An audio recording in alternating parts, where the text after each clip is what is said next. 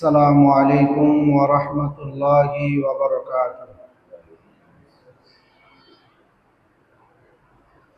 الحمد لله نحمده ونستعينه ونستغفره ونؤمن به ونتوكل عليه ونعوذ بالله من شرور أنفسنا ومن سيئات أعمالنا.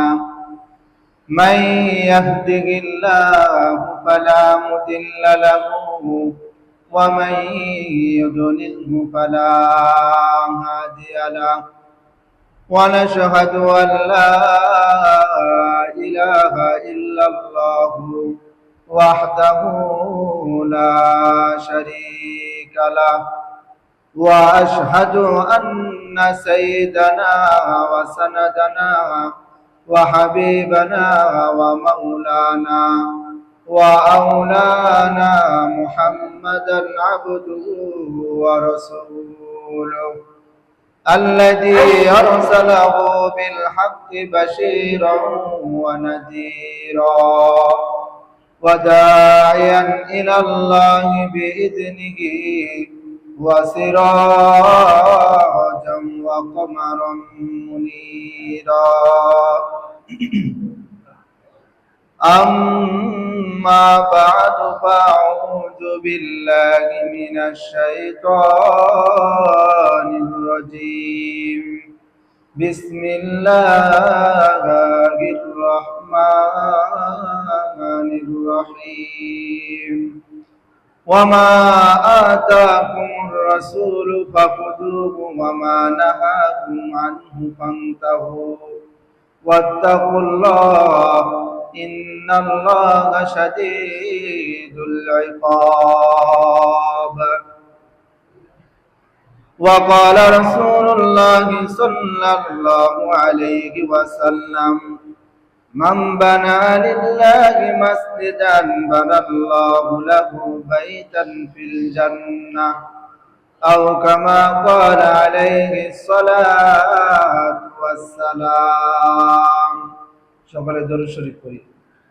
اللهم صل على محمد وعلى آل محمد كما صليت على إبراهيم وعلى آل إبراهيم إنك حميد مجيد. اللهم بارك على محمد وعلى آل محمد كما باركت على إبراهيم وعلى آل إبراهيم إنك حميد مجيد. صدق الله العظيم وصدق رسوله النبي الكريم ونحن على ذلك لمن الشاهدين والشاكرين والحمد لله رب العالمين. আলহামদুলিল্লাহ, আল্লাহ জাল্লা শানুর দরবারে অসংখ্য অগণিত শুকরিয়া যে মহান সৃষ্টিকর্তা আমাদেরকে অত্যন্ত দয়া করে মায়া করে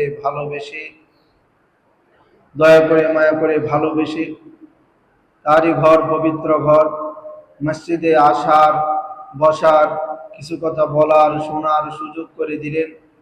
সে মহান আলিশান দরবারে কালিমাতু শুকুর আদায় করি, সকলেই বলি আলহামদুলিল্লাহ, এবং সাথে সাথে দরুদ পাঠ করি আকায়ে নামদার তাজদারে মদিনা সরকারে দুজাহানের প্রতি, সকলেই বলি সাল্লাল্লাহু আলাইহি ওয়াসাল্লাম।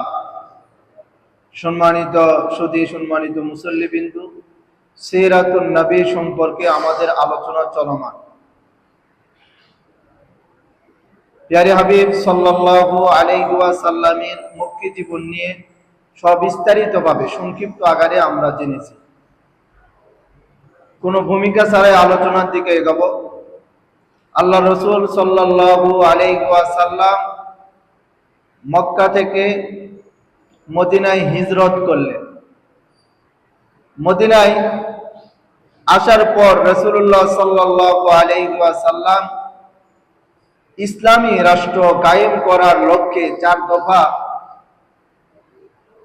দাবি নিয়ে রাসূল সাল্লাল্লাহু আলাইহি ওয়াসাল্লাম কাজ করা আরম্ভ করলেন। কয় দফা দাবি? 4 দফা দাবি নিয়ে। 1 নম্বর হলো মসজিদে নববী বানানো, 2 নম্বর হলো আনসার এবং মুহাজিরদের মধ্যে ভ্রাতৃত্ব কায়েম করতে চাইলেন। 3 নম্বর ইহুদিদের সঙ্গে চুক্তি করলেন, কারণ মদিনার মধ্যে অনেক পরিমাণের ইহুদি ছিল। 4 নম্বর মুজাহিদ বাহিনী তৈরি করলেন, যে আল্লাহর রাস্তায় যারা নিজের জীবনকে বিলিয়ে দিবে, এক পাও পিছু হটবে না, এরকম সাহাবায়ে কেরাম আল্লাহর রাসূল তৈরি করলেন। এই 4 দফা দাবি নিয়ে রাসূল সাল্লাল্লাহু আলাইহি ওয়াসাল্লাম কাজ করা আরম্ভ করলেন, শুরু করলেন। ধীরে ধীরে আরো অনেক কাজ করবে। তো সর্বপ্রথম যে মদিনায় আসলো, মদিনায় আসার পরে এই 4টা কাজ হাতে নিলেন। এই 4টা কাজ করার পরে বাকি কাজগুলো আল্লাহ রাসূল করবেন। 1 নম্বর হলো মসজিদে নববী কি বানানো। তো রাসূল সাল্লাল্লাহু আলাইহি ওয়াসাল্লাম মক্কা থেকে হিজরত করে কোথায় যাচ্ছেন? মদিনায়। তো মদিনার মূল্য আর মদিনার দাম কতটুকু আগে সেটা একটু জানি। বুখারী শরীফের মধ্যে মদিনাতুল মুনাওয়ারা নিয়ে, মদিনার ফজিলত নিয়ে রাসূল সাল্লাল্লাহু আলাইহি ওয়াসাল্লাম অনেক হাদিস বলছেন। বুখারী শরীফের ইমাম বুখারী রাহমাতুল্লাহি আলাইহি তিনি একটা মদিনার ফজিলত নিয়ে তিনি একটা বাবি, একটা অধ্যায় কায়েম করছেন, যে মদিনার ফজিলত। বুখারী শরীফের মধ্যে আসছে, আন আনাস ইবনে মালিক রাদিয়াল্লাহু তাআলা আনহু قال قال رسول الله صلى الله عليه وسلم المدينة حرام من كذا إلى كذا لا يقع شجرها। আল্লাহ রাসূল সাল্লাল্লাহু আলাইহি ওয়াসাল্লাম বলেন, মদিনার অমুক জায়গা থেকে নিয়ে অমুক জায়গার মধ্যে কোনো কিছু করা হারাম, নিষেধ। লা ইয়াকতাউ শাজারাহা, সুতরাং সেখানে গাছও কর্তন করা যাবে না। কি করা যাবে না? গাছও কাটা যাবে না। ওয়ালা ইহদাসু ফিহা হাদাসুন, এবং মদিনার মধ্যে কোরআন সুন্নাহর বিরোধী কোনো কাজ করা যাবে না। মান আহদাসা হাদাসান, যে ব্যক্তি মদিনার মধ্যে কোরআন সুন্নাহর বিরোধী কাজ করবে, ফালাইহি লানাতুল্লাহি ওয়াল মালাইকাতি ওয়ান নাসি আজমাইন। আল্লাহর রাসূল সাল্লাল্লাহু আলাইহি ওয়াসাল্লাম বলেন, যে ব্যক্তি মদিনার মধ্যে কোরআন সুন্নাহর বিরোধী কাজ করবে, সেই ব্যক্তিকে আল্লাহ তাআলা লানত করে, অভিশাপ করে। শুধু আল্লাহ তাআলা নয়, ওয়াল মালাইকাতি, ফেরেশতারা অভিশাপ করে, ওয়ান নাসি আজমাইন, এবং যত মানুষ আছে সমস্ত মানুষগুলো ওই ব্যক্তিকে অভিশাপ করে। আল্লাহ রাসূল বললেন যে মদিনার মধ্যে কোরআন সুন্নাহর বিরোধী যে ব্যক্তি কাজ করবে, সেই ব্যক্তিকে আল্লাহ তাআলা অভিশাপ করেন, ফেরেশতারা অভিশাপ করেন, এবং সকল মানুষরা তাকে কি করেন? অভিশাপ করেন। তাহলে বুঝতে হবে মদিনা আল্লাহ তাআলার কাছে কতটা দামি।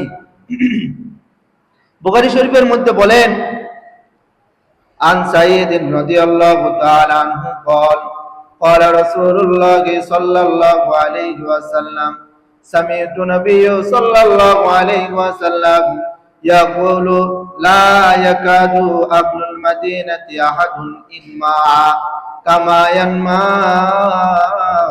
الملح في الماء।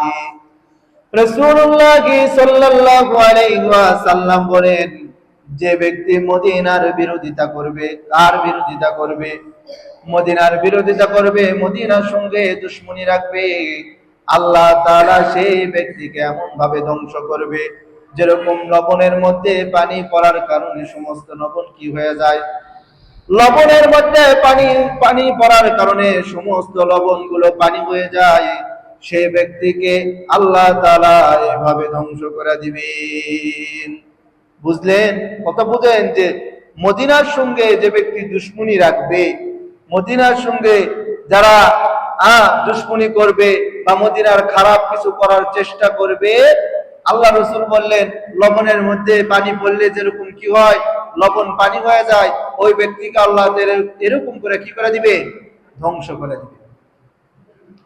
বুখারী শরীফের মধ্যে আছে আন আবি বকরতা রাদিয়াল্লাহু তাআলা আনহু قال قال رسول الله صلى الله عليه وسلم لا يدخل المدينة رعب المسيح الدجال لها يومئذ 7 أبواب على كل باب ملكان।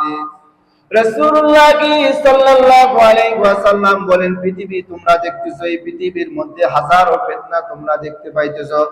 পৃথিবীর মধ্যে যত ফিতনা আছে, সমস্ত ফিতনা থেকে সবচাইতে ভয়ঙ্কর ফিতনা হলো দাজ্জালের ফিতনা। আর এই দাজ্জাল মদিনার মধ্যে ঢুকতে পারবে না। রাসূলুল্লাহ সাল্লাল্লাহু আলাইহি ওয়াসাল্লাম বলেন, মদিনার মধ্যে 7টি গেট থাকবে। কয়টা গেট থাকবে? 7টা গেট থাকবে। সাবাতু আবওয়াবিন, 7টা গেট থাকবে। আলা কুল্লি বাবিন মালাকানে, প্রত্যেকটা দরজার মধ্যে 2 জন করে ফেরেশতা প্রহরী থাকবে। যখনই দাজ্জাল ঢোকার জন্য চেষ্টা করবে, মদিনার 7টা যে কোনো পথ দিয়ে যখন ঢোকার চেষ্টা করবে, ওই ফেরেশতারা দাজ্জালকে ধাওয়া করা আরম্ভ করবে। দেখেন মদিনার কতটুকু দাম। মদিনার মধ্যে দাজ্জাল ঢুকতে পারবে না, অথচ দাজ্জাল পৃথিবীর আনাচে কানাচে প্রতিটা জায়গার মধ্যে দাজ্জাল যাবে।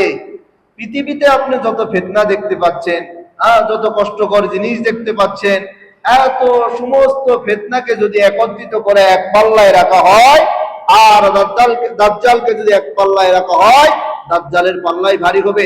কারণ দাজ্জাল তো মুসলমানদেরকে প্রকাশ্যে কি বানায় দিবে, ইহুদি খ্রিস্টান ঈমান হারা বানায় ফেলে দিবে। দাজ্জালের ফিতনা অনেক বড় ফিতনা। ইনশাআল্লাহ যদি শুধু কয় কিয়ামতের আলামত নিয়ে যখন আলোচনা করব, তখন এই দাজ্জালের আলোচনা করা শোনাবো ইনশাআল্লাহ।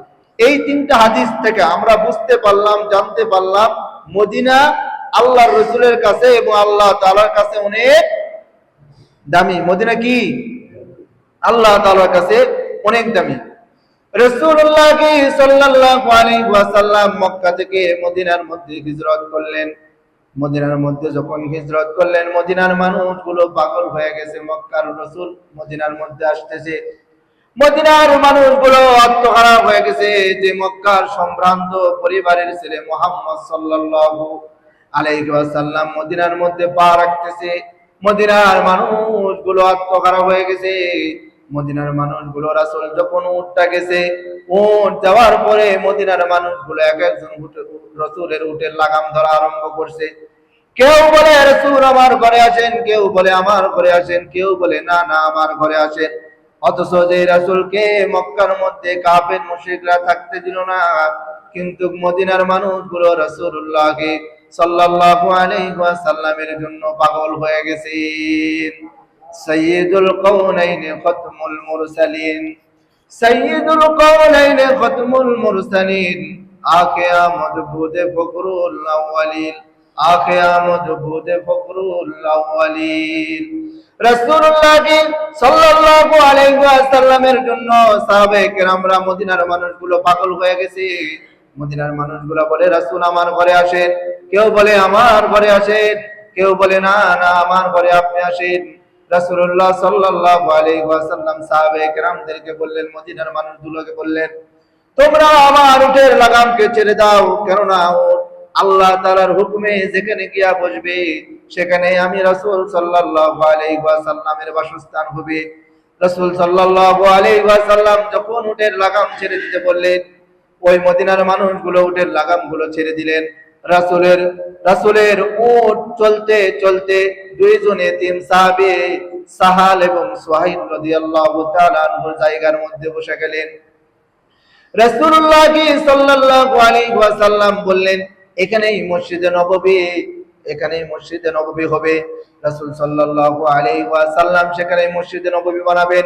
রাসূলুল্লাহ সাল্লাল্লাহু আলাইহি ওয়াসাল্লাম যতদিন মসজিদে নববী বানাইতে লাগবে, ততদিন কার বাড়িতে থাকবেন?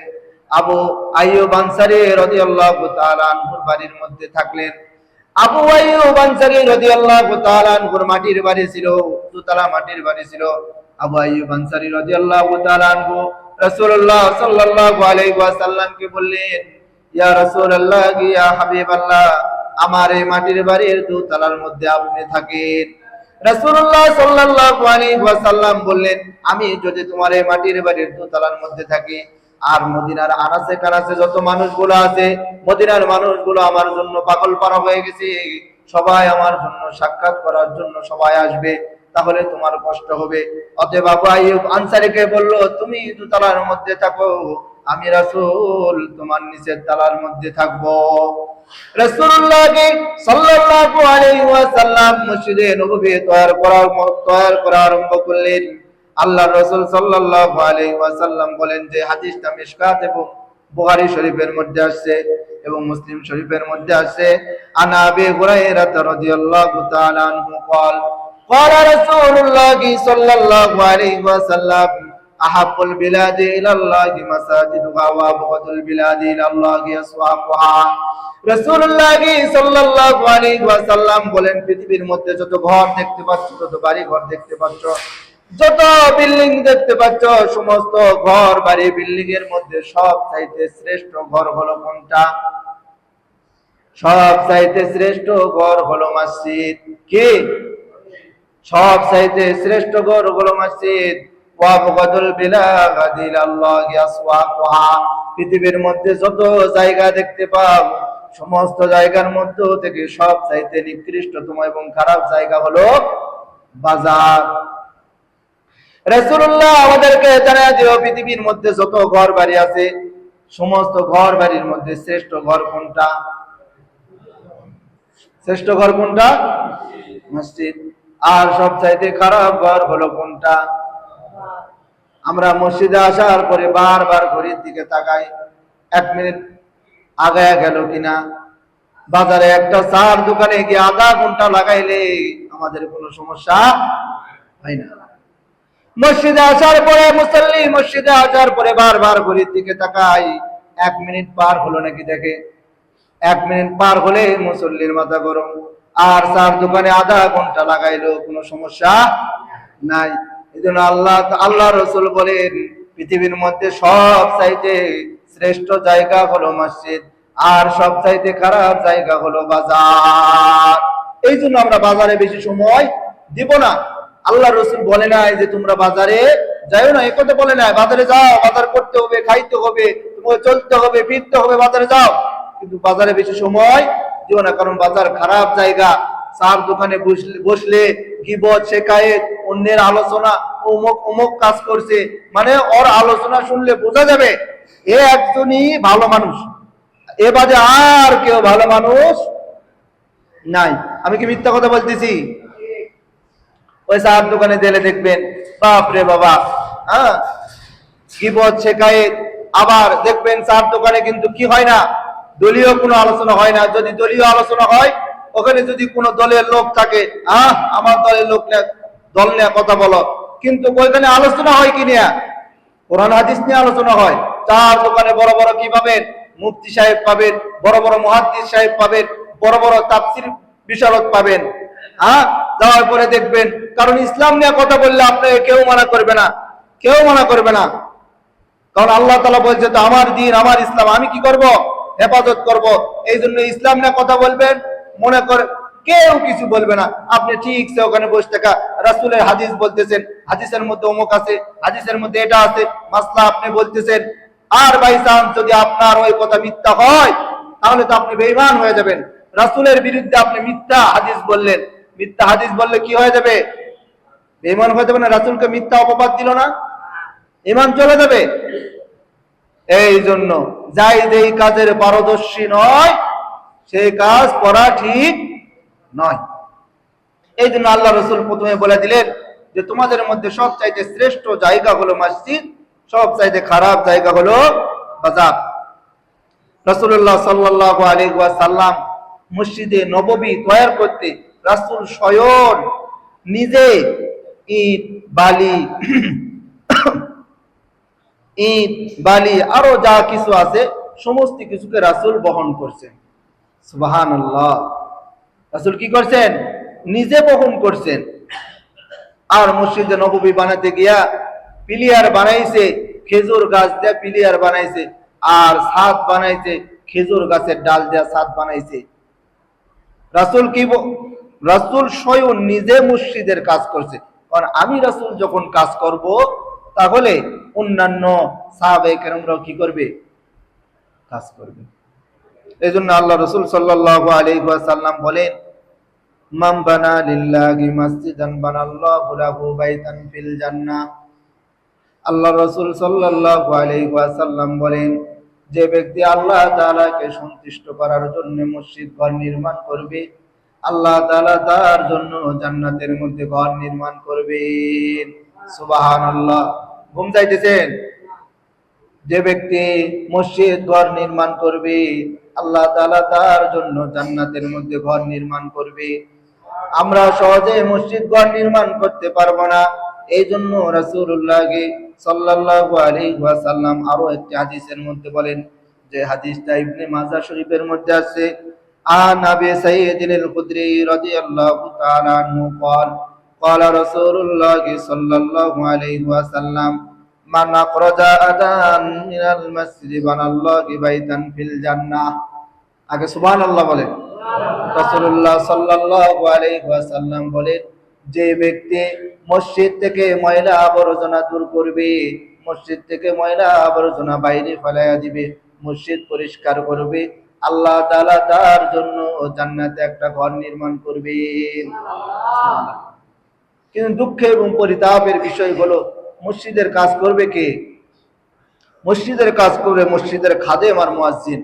তাদের জন্য আমরা অবধারিত করে রাখছি। এখন আপনি যদি মনে চায়, একটা ফিকির করেন যে মসজিদের মুয়াজ্জিন আর খাদেমের জান্নাতের মধ্যে তাহলে কতগুলা ঘর হয়েছে? কারণ তো এটা তো রাসূলের হাদিস না আমার কথা। হ্যাঁ, তাহলে তো রাসূলের কথা মিথ্যা হবে যদি এটা হয়।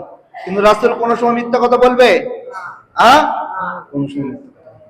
তাহলে মুয়াজ্জিন আর খাদেমের তাহলে জান্নাতের মধ্যে কতগুলা ঘর হয়েছে? এখন আপনি যদি জান্নাতের মধ্যে ঘর বানাইতে চান, দুইটা পদ্ধতি। একটা কি, হয় নিজে একটা মসজিদ বানাইতে হবে, নয়তো মসজিদ কি করতে হবে? পরিষ্কার করতে হবে। মসজিদ থেকে ময়লা বের করতে হবে। মসজিদ থেকে আপনি ময়লা বের করবেন, আপনার অন্তরের ময়লা আল্লাহ তাআলা কি করে দিবেন? বের করে দিবেন, পরিষ্কার করে দিবেন। হ্যাঁ, এরপরে মদিনার মধ্যে আজানের সূচনা হয়। ইতিপূর্বে আজান হতো না, অল্প সংখ্যক মুসলমান ছিল, একসাথে নামাজ আদায় করত, আজানের কোনো তখন প্রয়োজন ছিল না।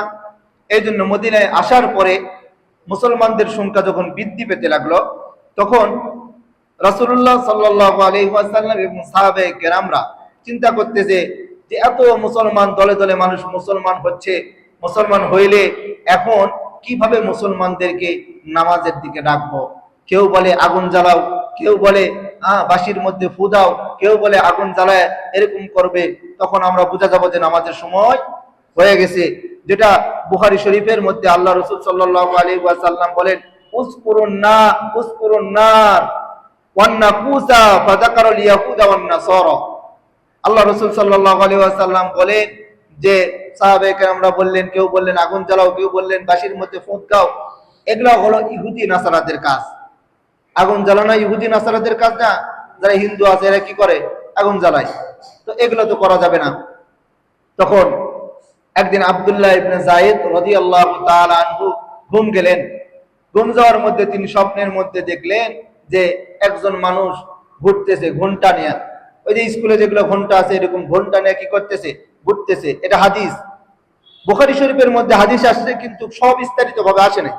কিন্তু মুসনাদে আহমদ ইবনে হাম্বল প্রায় 52 খণ্ডের কিতাব, এই কিতাবের মধ্যে হাদিসটা আসছে আযান সম্পর্কে বিস্তারিত ভাবে। তো হযরত আব্দুল্লাহ ইবনে যায়েদ রাদিয়াল্লাহু তাআলা স্বপ্নে দেখতেছে সেই লোকটা তার সামনে দিয়ে যাইতেছে। আব্দুল্লাহ ইবনে যায়েদ রাদিয়াল্লাহু তাআলা লোকটাকে ডাক দিলেন যে আপনার কাছে যে ঘন্টাটা দেখতেছি, স্বপ্নের মধ্যেই বলতেছে, ওই ঘন্টাটাকে আমার কাছে আপনি বিক্রয় করবেন? তখন লোকটা আব্দুল্লাহ ইবনে যায়েদ রাদিয়াল্লাহু তাআলা আনহুকে বললেন যে তুমি এই ঘন্টাটা কি করবে? আব্দুল্লাহ ইবনে যায়েদ রাদিয়াল্লাহু তাআলা আনহু বললেন, যা আমি এই ঘন্টা দিয়া ঘন্টা বাজাইবো, এই ঘন্টাটা যখন আমি বাজাবো তখন মুসলমানরা কোথায় আসবে? মসজিদে আসবে, নামাজ আদায় করবে। একথা যখন তাকে বলল, তখন ওই লোক বলল, স্বপ্নের মধ্যেই সবকিছু হইতেছে, তখন ওই লোক বলল, আমি তোমাকে এমন কিছু শব্দ শিখিয়ে দিব, এই শব্দগুলো তুমি ব্যবহার করবে, এই শব্দগুলো ব্যবহার করে মানুষদেরকে নামাজের জন্য ডাকবে। তখন স্বপ্নে তিনি শিখিয়ে দিলেন আজান, আল্লাহু আকবার, আল্লাহু আকবার, আশহাদু আল্লা ইলাহা ইল্লাল্লাহ, এভাবে পুরো আজান স্বপ্নের মধ্যে তাকে বলে দিল। সকালবেলা যখন আব্দুল্লাহ ইবনে যায়েদ রাদিয়াল্লাহু তাআলা আনহু ঘুম ভাঙছে, ঘুম ভাঙার পরে সঙ্গে সঙ্গে রাসূলের কাছে আসছে, রাসূলকে বললেন, ইয়া রাসূলুল্লাহ, আমি তো স্বপ্নে এরকম এরকম দেখলাম। তখন রাসূল সাল্লাল্লাহু আলাইহি ওয়াসাল্লাম বললেন, ক্বালা নাম, তুমি যে স্বপ্নটা দেখছো এটা সত্য। তুমি গিয়া বেলালকে বলো, বেলালের কণ্ঠটা সুন্দর, বেলালের আওয়াজটা বড় সুন্দর, বেলালকে গিয়া তুমি শিখিয়ে দাও, আর বেলাল আজান দিবে। বেলাল রাদিয়াল্লাহু তাআলা আনহুকে আব্দুল্লাহ ইবনে যায়েদ রাদিয়াল্লাহু তাআলা আনহু আজানের সমস্ত বাক্যগুলো বেলাল রাদিয়াল্লাহু তাআলা আনহুকে বলে দিলেন। বেলাল রাদিয়াল্লাহু তাআলা আনহু সুরলিত কণ্ঠে যখন আজান দিতে লাগলেন, হাদিসের মধ্যে আসছে হযরত ওমর রাদিয়াল্লাহু তাআলা আনহুর কানের মধ্যে যখন আওয়াজটা গেছে, আজানের আওয়াজ, ওমর রাদিয়াল্লাহু তাআলা আনহু বিছানার চাদর সহকারে, এভাবে আসছে হাদিসে, বিছানার চাদর সহকারে ওমর রাদিয়াল্লাহু তাআলা আনহু রাসূলের কাছে আসছে। আসার পরে বলেন, ইয়া রাসূলুল্লাহ, বেলাল যে শব্দগুলো ব্যবহার করলো, আজান দিল, এই একই স্বপ্ন আমিও দেখছি। সুবহানাল্লাহ। এভাবে আজানের সূচনা হলো। এটা হলো আজানের সূচনা। আজানের ইতিহাস, মানে ইতিপূর্বে আজান এভাবে দেওয়া হতো না, মানুষরা আসতো, একসাথে নামাজ পড়া হতো। যখন মুসলমানের সংখ্যা বৃদ্ধি পাইছে, তখন কি করছে, আজান এভাবে দিছে। আজান শব্দের অর্থ হলো ঘোষণা করা, সংবাদ প্রদান করা, আহ্বান করা। শরীয়তের ভাষায় আজান বলা হয় নির্দিষ্ট শব্দাবলীর দ্বারা নির্দিষ্ট সময়ে সালাতের জন্য আহ্বান করা, নির্দিষ্ট শব্দাবলীর দ্বারা। এই যে আজানের শব্দগুলো আছে, এই শব্দই আপনাকে ব্যবহার করতে হবে, অন্য কোনো শব্দ ব্যবহার করা যাবে না। তারপরে নির্দিষ্ট সময়ে, সময় যখন হবে, ওয়াক্ত যখন হবে, তখন আজান দিতে হবে। ওয়াক্তের পূর্বে যদি আজান দেয়, আজান হবে না। এই জন্য নির্দিষ্ট শব্দাবলীর দ্বারা নির্দিষ্ট সময়ে সালাতের জন্য কি করা, আহ্বান করা। এভাবে মুসলমানদের মধ্যে আজান দেওয়া আরম্ভ হলো। আল্লাহ রাসূল সাল্লাল্লাহু আলাইহি ওয়াসাল্লাম এবং বুখারী শরীফের মধ্যে হাদিসটা লিখছে। এই হাদিসটা আমার কাছে অনেক সুন্দর লাগছে, অনেক ভালো লাগছে। হাদিসটা ভালো করে খেয়াল করেন, আল্লাহ রাসূল কি বলেন। বুখারী শরীফের হাদিস, আন আবি হুরায়রা রাদিয়াল্লাহু তাআলা আনহু قال قال رسول الله صلى الله عليه وسلم اذا نودي للصلاه ادبر الشياطين وله ضرات حتى لا يسمع التأذين। মুয়াজ্জিন সাহেব যখন নামাজের জন্য আজান দেয়, শয়তান তখন বায়ু ছাড়তে ছাড়তে পালায়। কথা বুঝছেন? শয়তান তখন কি করে, বায়ু ছাড়তে ছাড়তে পালায়। হাত্তা লা ইয়াসমাউ তা'যীনা, যাতে করে সে আজানের শব্দ শয়তানের কানের মধ্যে না ঢোকে, না যায়। এইজন্য শয়তান কি করে, পালায়। ফাইদা কদান নাদা আকবালা, যখন আজান শেষ হয়ে যায়, নামাজের জন্য যখন আজান দেয়, আজানটা যখন শেষ হয়ে যায়, আজান শেষ হওয়ার পরে শয়তান আবার পুনরায় কি করে, চলে আসে। হাত্তা ইযা সুবিবা বিসসালাতি আদবার, এবং নামাজের জন্য যখন ইকামত দেওয়া হয়, নামাজের জন্য যখন কি করা হয়, ইকামত দেওয়া হয়, তখন শয়তান আবার কি করে, পালায়, আবার পালায়া চলে যায়। হাত্তা ইযা কদা সুবিবা আকবালা, এবং ইকামত যেটা দিল, নামাজের জন্য যে ইকামত দেওয়ার পরে তখন শয়তান আবার ফিরে আসে। অর্থাৎ আজান দেওয়ার পরে, আজানের সময় শয়তান চলে যায়, আবার ফিরে আসে। যখন ইকামত দেওয়া হয়, শয়তান পালায়া যায়। ইকামত যখন শেষ হয়ে যায়, তখন আবার কি করে, শয়তান আবার ফিরে আসে। রাসূল সাল্লাল্লাহু আলাইহি ওয়াসাল্লাম বলেন, হাত্তা ইয়াকতুরা বাইনাল মারই ওয়া নাফসিহি, শয়তান আসার পরে শয়তান নফসের মধ্যে বিভিন্ন ধরনের ধোঁকা দেওয়া আরম্ভ করে। নামাজের কাতারে দাঁড়াইছেন, ইকামত দিছে, ইকামত যতক্ষণ চলছে ততক্ষণ শয়তান ছিল না। ইকামত শেষ, শয়তান আসা নফসের মধ্যে বিভিন্ন ধরনের জিনিসের ধোঁকা দিবে, অমুক কাজ, যেটা স্বয়ং রাসূল হাদিসের মধ্যে বলেন, ইয়াকুলু উযকুরু কাযা উযকুরু কাযা, যে মানুষের অন্তরের মধ্যে বিভিন্ন ধরনের কুমন্ত্রণা দেওয়া শয়তান আরম্ভ করে, যে নামাজ ভালো মতো পড়তে দিবে না, বিভিন্ন ধরনের কুমন্ত্রণা দেওয়া কি করে আরম্ভ করে শয়তান। কুমন্ত্রণা দেওয়া যখন আরম্ভ করে, আল্লাহ রসুল সাল্লাল্লাহু আলাইহি ওয়াসাল্লাম বলে যে মানুষদের অন্তরে যখন কুমন্ত্রণা দেওয়া আরম্ভ করে, মানুষ তখন আর খেয়াল থাকে না, নামাজের দিকে আর খেয়াল থাকে না। কুমন্ত্রণা দিলে আর নামাজের দিকে খেয়াল থাকে? দেখবেন নামাজ পড়তে যাবেন, শয়তান বিভিন্ন কথা মনে করে দিবে। একবার আমারই মাদ্রাসার হুজুর আমাকে চাবি দিয়েছে, কিছু মাদ্রাসার বিভিন্ন গেটের চাবি আমার কাছে ছিল। এই চাবি যখন আমাকে দিছে, দেওয়ার পরে আমি চাবিটা হঠাৎ করে হারায় ফেলছি, চাবি আর খুঁজে পাইতেছি না। হুজুরকে বললাম, আমাদের নওগাঁ সিদ্দিকিয়া ফাতিমা মাদ্রাসার মুহতামিম, উনি আমাকে বললো যে যা তুই যা 2 রাকাত নামাজ পড়, তারপরে দেখা যাবে। বিশ্বাস করেন, আমি নামাজ 1 রাকাত না হইতেই শয়তান মনে করে দিছে যে অমুক জায়গায় চাবি আছে। কিসের জন্য? শয়তান বলে যে তোর নামাজ পড়ার দরকার নেই, আমি চাবি বাইর করে দিচ্ছি। শয়তান এমন জিনিস। আল্লাহ রাসূল সাল্লাল্লাহু আলাইহি ওয়াসাল্লাম বলেন, লিমা লাম ইয়াকুন উসকুরু হাত্তা ইয়াজাল্লার রাজুলু লা ইয়াদরি কাম সাল্লা। আল্লাহ রাসূল আমাদের মনের কথা বলে দিয়েছে। রাসূল বলেন যে নামাজ পড়তে পড়তে, এই যে নামাজের মধ্যে শয়তান ধোঁকা দিতে দিতে এমন একটা পর্যায়ে নিয়ে যায়, কয় রাকাত নামাজ পড়ে স্মরণই নেই। একদিন ইমাম সাহেব একদিন নামাজ পড়াইতেছে, হঠাৎ করে ইমাম সাহেব এশার নামাজে 3 রাকাত নামাজ পড়াইছে। কয় রাকাত নামাজ পড়াইছে? 3 রাকাত নামাজ পড়াইছে। এখন মুসল্লিদের মধ্যে আনাগোনা, ইমাম সাহেবের ভুল হবে। ইমাম সাহেবের তো কোনো ভুল হয় না, ইমাম সাহেবের কোনো ভুল হয় না। ইমাম সাহেব তো মানুষ না, ইমাম সাহেব ফেরেশতা। সমাজে একটা ভুল ধারণা আছে, সেটা হলো ভুল ধারণা আমাদেরকে বের করতে হবে। কেন আমাদের ভিতরে ভুল ধারণা থাকবে? মানুষ মনে করে ইমাম সাহেব, মুয়াজ্জিন সাহেব হলো ফেরেশতা। ফেরেশতা না? বলেন না, ফেরেশতা তো না। তাহলে এখন শুনেন, যে মানুষ মনে করে যে তাদের বিবি বাচ্চা নাই, তাদের সন্তান নাই, তাদের পরিবার নাই, তাদের আত্মীয় স্বজনের কাছে যেতে হয় না, তাদের ডাক্তারের কাছে যেতে হয় না, তাদের কোনো কাজ নাই, যত কাজ মুসল্লিদের। কি বলেন? আছে তো মানুষ। এই ভুল ধারণাগুলো আমাদের ভিতর থেকে বের করতে হবে। তো এখন ইমাম সাহেব নামাজ পড়াইছে 3 রাকাত, মসজিদের মধ্যে হয়ে গেছে 2 দলে মানুষ হয়ে গেছে। এক দল বলে 3 রাকাত, আর এক দল বলে 4 রাকাত।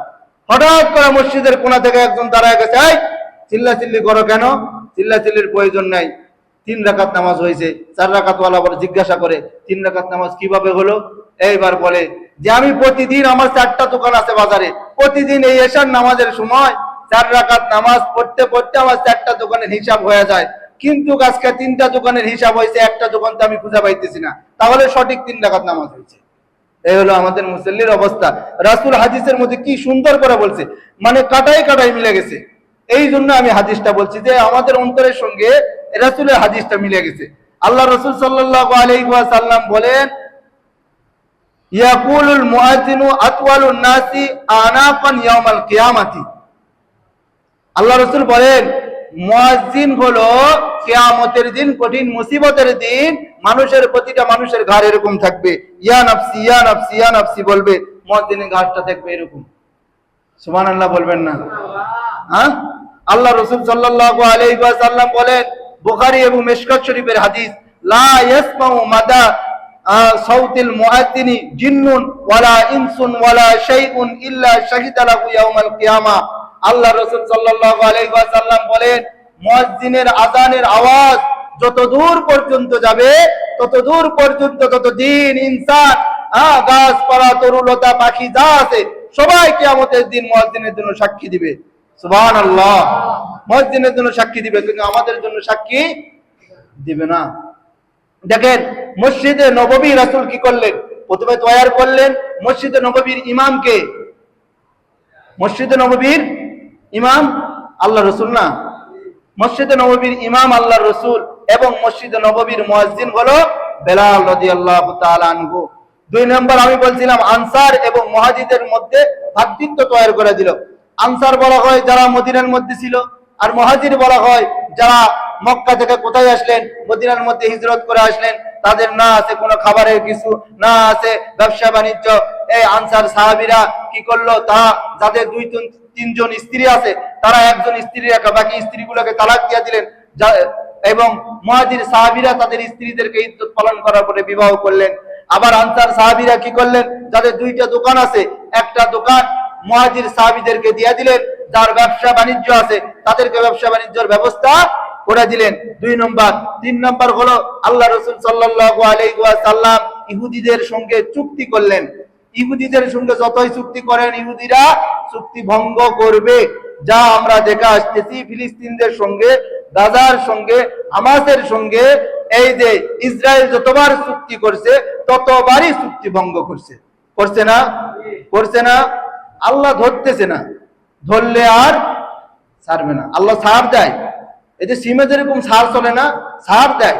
ছাড় তো আর একেবারে সারা জিন্দেগি চলে না, ছাড় চলে 1 মাস, কয়েকদিন, তারপরে আল্লাহ ধরবে। এরকম ভাবে ইহুদিদের সঙ্গে চুক্তি করলেন। তারা চুক্তি, অনেকগুলো চুক্তির কথা লিখছে। এবং রাসূল সাল্লাল্লাহু আলাইহি ওয়াসাল্লাম সমাজ গঠন করলেন।